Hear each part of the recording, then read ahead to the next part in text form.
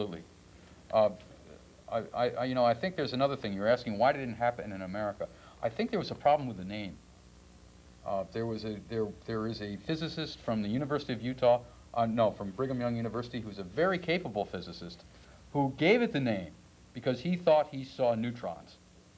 And he may have seen low-level neutrons. There are a lot of complicated things that go on in these systems, but he called it cold fusion, and he said it was a colder version of hot fusion. And that confused things no end. I see you have a couple books here. We're getting close on the end of our time. I want to show the audience some of the background books that they can look for to get some more information. This book, entitled Fire from Ice, Searching for the Truth Behind the Cold Fusion Furor, is by Eugene Maloff. It's put out by John Wiley and Sons. This provides a very excellent lay person's perspective on what actually happened in the opening days of the cold fusion controversy. He has a magazine. This is really popularized. It's called Infinite Energy Cold Fusion and New Energy Technology. And you can contact me to find out additional information about this. It's got some stuff that's a bit flaky, but it's got some really spectacular stuff too.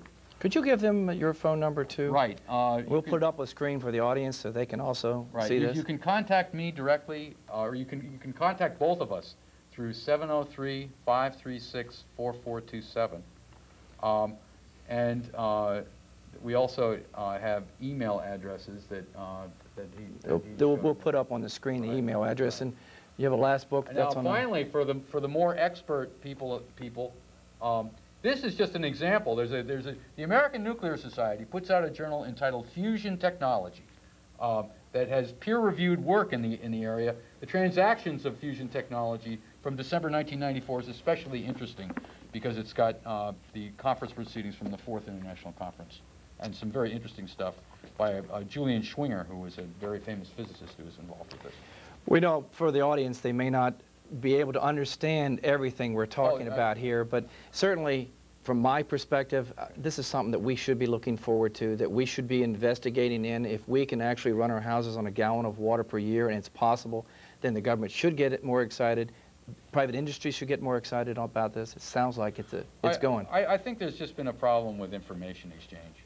I mean, I think the government has just had a hard time sifting through all the false statements versus the real statements. But now that the byproduct has been seen and the heat is there, you know, it's the end of the story.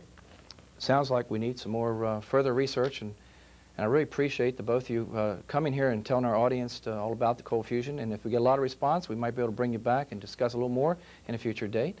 And thank you. Well, thank you very much. Certainly thank everybody for being here to watch and listen to what we have to share.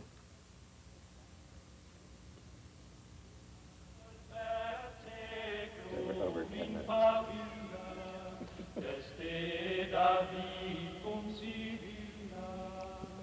Quanto stremo